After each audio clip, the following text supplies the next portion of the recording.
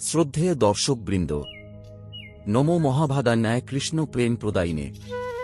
আজকের এই ভক্তিমূলক পর্বে আমরা প্রবেশ করতে চলেছি এক অসাধারণ ঘটনাপুঞ্জের ভেতর, যেখানে যুক্তির গর্ব, শাস্ত্রজ্ঞানের অহংকার সবকিছু গলে যায় প্রেমের আগুনে। শ্রীচৈতন্য মহাপ্রভু ভগবান স্বয়ং যখন প্রবেশ করেন জগন্নাথ পুরীর আচার্য সিংহাসনে আসীন এক তর্কপ্রধান, যুক্তিনিষ্ঠ অদ্বৈতবাদী পণ্ডিতের হৃদয়ে, তখন জন্ম নেয় এক অপূর্ব লীলা। এই পণ্ডিতই হলেন সার্বভৌম ভট্টাচার্য। তিনি ছিলেন জগন্নাথ মন্দিরের প্রধান শিক্ষাগুরু, শাস্ত্র ও নির্যাস ব্যাখ্যায় যাঁর জয় ছিল অপরাজেয়। কিন্তু আজ এই পর্বে আমরা দেখব কিভাবে তর্কের জয় নয়, প্রেমের পরম সত্যে আত্মসমর্পণই একজন গর্বিত মায়াবাদীকে এক নিষ্ঠাবান বৈষ্ণবে পরিণত করল। তিনি ছিলেন জগন্নাথ মন্দিরের প্রধান শিক্ষাগুরু, শাস্ত্র ও নির্যাস ব্যাখ্যায় যাঁর জয় ছিল অপরাজেয়। কিন্তু আজ এই পর্বে আমরা দেখব কিভাবে তর্কের জয় নয়, প্রেমের পরম সত্যে আত্মসমর্পণই একজন গর্বিত মায়াবাদীকে এক নিষ্ঠাবান বৈষ্ণবে পরিণত করল। চলুন হৃদয় দিয়ে উপলব্ধি করি এই মহাপ্রেমলীলার একটি অনুরণন। এই অধ্যায়ে শ্রীচৈতন্য মহাপ্রভু ও জগন্নাথ মন্দিরের প্রধান পণ্ডিত সার্বভৌম ভট্টাচার্যের মধ্যে এক অভূতপূর্ব বৌদ্ধিক ও আত্মিক মেলবন্ধনের কাহিনী বর্ণিত হয়েছে। সার্বভৌম ছিলেন এক বিশিষ্ট মায়াবাদী দার্শনিক, যিনি মহাপ্রভুকে সাধারণ সন্ন্যাসী বলে ভেবে তাঁকে মায়াবাদের শাস্ত্র শেখাতে উদ্যোগী হন। কিন্তু মহাপ্রভুর ভক্তি, লীলাভাব এবং কীর্তনের মাধ্যমে সার্বভৌমের অহং নষ্ট হয় এবং তিনি সত্যস্বরূপ ভক্তির পথে নিজেকে সমর্পণ করেন। মূল আলোচনার গভীরে প্রবেশের আগে আসুন আমরা প্রথমে একটু বিশদভাবে পরিচিত হই সেই মহাপণ্ডিত সার্বভৌম ভট্টাচার্যের জীবন ও দর্শনের সঙ্গে। তার ব্যাকরণ পাণ্ডিত্য, মায়াবাদে গভীর জ্ঞান এবং পরবর্তীতে শ্রীচৈতন্য মহাপ্রভুর সংস্পর্শে এসে হৃদযান্তরের যে রূপান্তর ঘটে তা আমাদের আলোচনার প্রেক্ষাপট নির্মাণে অত্যন্ত গুরুত্বপূর্ণ। শ্রীচৈতন্য মহাপ্রভুর জীবনে এক বিশেষ স্থান অধিকারকারী এক প্রজ্ঞাবান তপস্বী। নাম সার্বভৌম ভট্টাচার্য, সর্বভৌমা ভট্টাচার্য। আবাসস্থল নবদ্বীপ, মূলত পরবর্তীতে জগন্নাথ পুরী। ধর্মীয় পরিচয় আদিতে ছিলেন অদ্বৈত বেদান্ত মায়াবাদী পণ্ডিত। পরিচিতি অদ্বৈত বেদান্ত ও স্মৃতিশাস্ত্রের এক প্রকার জ্যোতিষ্ক ছিলেন। তিনি জগন্নাথ মন্দিরের রাজপণ্ডিত ও ন্যায়শাস্ত্র বিশারদ ছিলেন। সার্বভৌম ছিলেন এক শ্রেষ্ঠ বেদান্তাচার্য, যাঁর কাছে দূর দূরান্ত থেকে শিষ্যরা তত্ত্ব শিখতে আসতেন। তিনি নিজের ভ্রাতৃপুত্র গোপীনাথাচার্য সহ অনেক বিদ্বানকে অধ্যাপনা করতেন। তিনি পুরীতে রাজসভায় প্রধান পণ্ডিত ছিলেন। জগন্নাথ দেবের দর্শন ও সেবা পদ্ধতি নিয়েও তাঁর বিশেষ কর্তৃত্ব ছিল। জগন্নাথ মন্দিরের প্রাচীন সেবায়েতগণ তাঁর তত্ত্বাবধানে নিয়োজিত থাকতেন। শ্রীচৈতন্য মহাপ্রভু যখন সন্ন্যাস গ্রহণের পর পুরীতে আগমন করেন, তখন সার্বভৌম ভট্টাচার্য তাঁকে একজন নবীন সন্ন্যাসী হিসেবে ধারণা করেন এবং ভেবেছিলেন মহাপ্রভুকে মায়াবাদে দীক্ষিত করবেন। তিনি মহাপ্রভুর ঈশ্বরত্ব স্বীকার করেননি। তবে পরবর্তীতে শ্রীচৈতন্য মহাপ্রভুর কীর্তন ও ভক্তির আবেশ দেখে তিনি স্তম্ভিত হন। একদিন যখন মহাপ্রভু জগন্নাথ দর্শনে গিয়ে মহাভাবে সংজ্ঞাহীন হয়ে পড়েন, সার্বভৌম তাতে বিস্মিত হন এবং মহাপ্রভুর দিব্য অষ্টসাত্ত্বিক ভাব দেখে ঈশ্বররূপ মেনে নেন।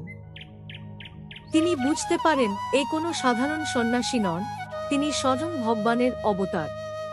এই উপলব্ধি তাঁর জ্ঞানপথের গর্ব ভেঙে দিয়ে তাঁকে এক নম্র ভক্তরূপে রূপান্তরিত করে। রূপান্তরের পরে সার্বভৌম ভট্টাচার্য মায়াবাদ বর্জন করেন এবং শ্রীচৈতন্য মহাপ্রভুর কাছ থেকে ভক্তিতত্ত্ব ও একাদশীর মাহাত্ম্য বিষয়ে শিক্ষা গ্রহণ করেন। তিনি ছিলেন সেই সব গুরুত্বপূর্ণ পণ্ডিতদের একজন, যাঁদের রূপান্তর শ্রীচৈতন্য মহাপ্রভুর ভক্তি আন্দোলনের শক্তিশালী ভিত্তি তৈরি করে। মহাপ্রভুর অনুপ্রেরণায় তিনি বলেছিলেন, আমি যাহা জানিতাম আজ তদপেক্ষা অনন্তগুণ গভীর সত্য উপলব্ধি করিলাম, তাহা প্রেম। সার্বভৌম ভট্টাচার্য আমাদের শেখান, জ্ঞান যতই গভীর হোক, যদি হৃদয়ে ভক্তি না থাকে তবে আত্ম উপলব্ধি অসম্পূর্ণ। ভগবানকে বুঝতে হলে চাই বিনয়, আত্মসমর্পণ ও প্রীতিভাব। তিনি হলেন এক জীবন্ত প্রমাণ যে তর্ক নয়, প্রেমেই সত্যের দ্বার উন্মোচন করে। সার্বভৌম ভট্টাচার্য ছিলেন একজন কঠোর মায়াবাদী, যুক্তিবাদী ও অদ্বৈতত্ত্ব প্রচারক। তিনি প্রথমে মহাপ্রভুকে একজন সাধারণ সন্ন্যাসী ভেবেছিলেন, যার বয়স কম অথচ প্রবল আবেগ। তাই তিনি মহাপ্রভুকে রক্ষা করতে চাইলেন ভক্তির অতিরিক্ত উচ্ছ্বাস থেকে। সার্বভৌম বললেন, তুমি তরুণ, সন্ন্যাসী ধর্ম পালন কঠিন, বৈরাগ্য স্থায়ী হয় না, তাই তোমাকে আমি বেদান্ত শেখাব। কিন্তু মহাপ্রভু নীরব। 1 সপ্তাহ ধরে ভট্টাচার্যের ব্যাখ্যা শ্রবণ করেন, কিন্তু মুখে কিছু বলেন না। সপ্তাহান্তে মহাপ্রভু ধৈর্যের সাথে প্রশ্ন তোলেন। মহাপ্রভু জিজ্ঞাসা করেন, আপনি যা বললেন তাতে বেদান্তের মুখ্য তত্ত্ব তো প্রকাশ পেল না, কেবল ব্যক্তিমতের প্রতিফলন দেখলাম। এরপর তিনি নিজে শ্লোক ব্যাখ্যা করতে শুরু করেন, যার প্রথম উদাহরণ শ্রুতি স্মৃতি পুরাণাদি পাঞ্চরাত্র বিধি। ভক্তির উত্তে ব্যর্থা যদি মানে একমতি। যে ব্যক্তি শ্রুতি স্মৃতি পুরাণ ও পাঞ্চরাত্রের শাস্ত্রসম্মত ভক্তিবিধিকে অস্বীকার করে, সে ভক্তি থেকে বিচ্যুত। সার্বভৌমের ব্যাখ্যার মধ্যে ভক্তির গূঢ় অর্থ ছিল না, সেটি ইঙ্গিত করেই মহাপ্রভু বুঝিয়ে দেন, শাস্ত্রের মূলতত্ত্ব হল ভক্তি। সার্বভৌম বললেন, ভোজন বা উপবাস বাহ্য আচরণ মাত্র, একাদশী পালন করা জরুরি নয়। মহাপ্রভু জবাব দেন শ্লোকের মাধ্যমে, একাদশী ভক্ষয় কর, নাহি কর ভেদ। ভক্তির মর্ম জানিলে কর ভক্তির স্নেহ। একাদশী পালন বাহ্য আচরণ নয়, এটি ভক্তির অভিব্যক্তি। যার হৃদয়ে ভক্তি জেগেছে সে জানে, একাদশী পালন হল ঈশ্বর প্রেমে নিজেকে নিবেদন করার এক বিশেষ সুযোগ। সার্বভৌমের যুক্তিকে মধুরভাবে ভেঙে দেন মহাপ্রভু। মহাপ্রভু বলেন, কৃষ্ণপাদ পঙ্কজম করন্দলোচন। ভক্তি বিনা গতি নাহি, জানো পণ্ডিতজন। ভক্তি ছাড়া মুক্তি, জ্ঞান বা বৈরাগ্য অর্থহীন। পরম গন্তব্য কৃষ্ণচরণের প্রেম, তা অর্জন হয় একমাত্র ভক্তিপথে। এরপর মহাপ্রভু তুলে ধরেন নাম সংকীর্তনের শ্রেষ্ঠত্ব। নাম বিনা কিসে গতি, নহি তত্ত্ব জ্ঞান।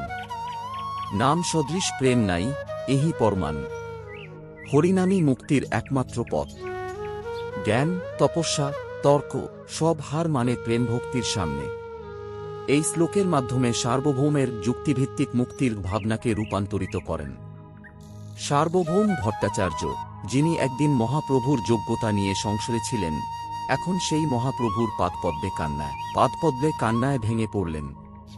তিনি বলেন, আমি তো কিছুই জানি না।